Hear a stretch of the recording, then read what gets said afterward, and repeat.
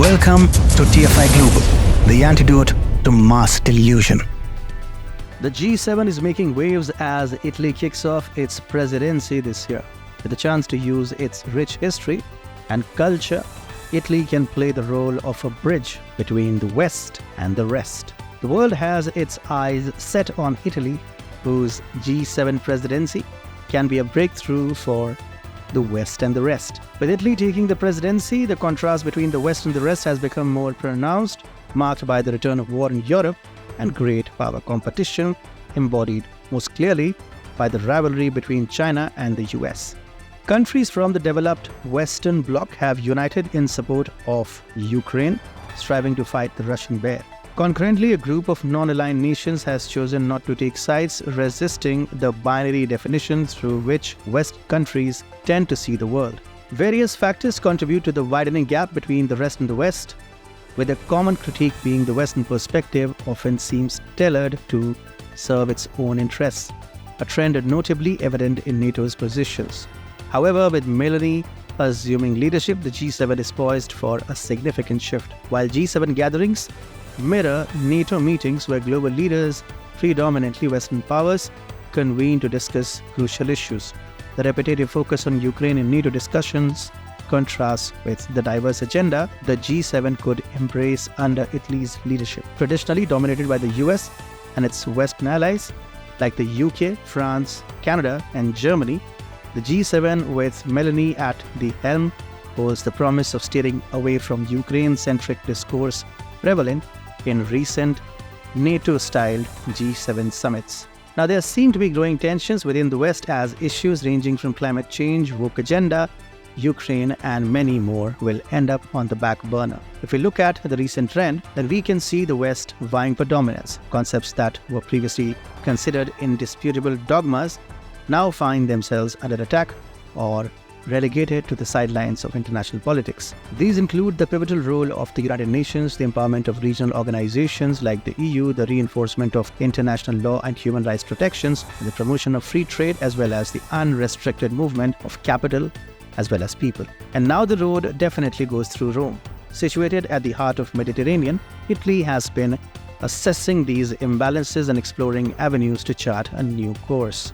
Rome is actively engaged in reshaping traditional power dynamics and cultivating a new mindset, one that sees the West not in opposition to the rest, but as collaborative partners in a shared global pursuit. Italian diplomats advocate for a reconfiguration and enlargement of seats on the United Nations Security Council, seeking to enhance regional representation through a more equitable geographical distribution. These initiatives are channeled through the reinforcement of diplomatic networks meticulously nurtured by Italy in recent years. A notable example is its strategic partnership with India and the strong rapport Prime Minister Giorgia Meloni has established with her Indian counterpart, Narendra Modi, facilitating the African Union's inclusion in the Group of 20. Beyond New Delhi, Rome has broadened its bilateral ties across the Indo-Pacific region, where rapidly emerging nations vie for recognition on the global stage. Concurrently, Meloni has led a significant initiative to redefine Italy's ties with African nations,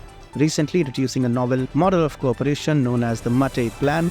This approach, unveiled at the Italy-Africa Conference in Rome, revolves around non-predatory, investment-based partnerships spanning industries like energy, infrastructure, and telecommunication, as well as collaborations in academia and politics. The cultural affinity and cross-forum cooperation between Rome and Brasilia provide a fertile opportunity to establish deeper dialogue between the West and the BRICS, extending an olive branch to emerging powers and curbing the West's inclination to form an anti-BRICS front. Now let us look at how Italy can establish the agenda for collaboration. Italian Prime Minister Giorgia Meloni has already begun progressing in that direction, marked by the recent opening of the Italy-Africa Summit this Monday. During the summit, she unveiled her comprehensive plan aimed at investing in the sustained development of numerous African countries with a strategic focus on curbing human trafficking and illegal migration across the Mediterranean. Named the Mattei Plan after Enrico Mattei, the late founder of the state oil company Eni, who championed the systemic economic development of Africa. The initiative envisions providing Italian grants and loans to support infrastructure development and strengthen economies in dozens of African nations. Rome anticipates that this comprehensive approach will contribute to the stability of the entire continent. The summit drew representatives from 45 African countries, including 19 heads of state, 6 prime ministers, and 3 foreign ministers. Global leaders from the UN, the World Bank, and the EU, including Commission President Ursula von der Leyen, also attended the event. The Italian government is actively working on the Mattei plan's details, including the development of a new long-term financing instrument with an initial endowment exceeding 5.5 billion euros, encompassing credits, gift transactions, and guarantees. This strategy, however, disregarded the opinion of leaders from other European nations. Italy seems to be forging ahead with unilateral decisions, challenging the status quo of global forums like G7, NATO, and the EU, which have long fixated on issues like Ukraine. Meloni is poised to shake things up, signaling that G7 meeting under her leadership won't conform to the predictable pattern of pro-Ukraine or anti-Putin discussions seen in regular NATO-style G7 summits. While Giorgia Meloni officially denies any soft corner for Vladimir Putin, her pro-Russia stance during the war has been unmistakable. The Italian right, aligning itself with Putin, found Meloni's victory to be favorable news for the Russian president.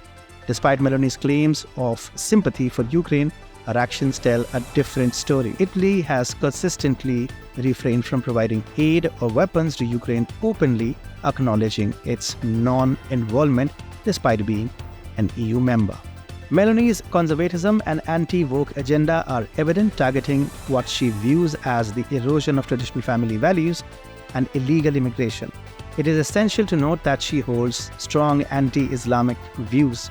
Giorgia Meloni consistently makes provocative remarks about Islam, emphasizing that she firmly believes that there is no place for Islamic culture in Europe.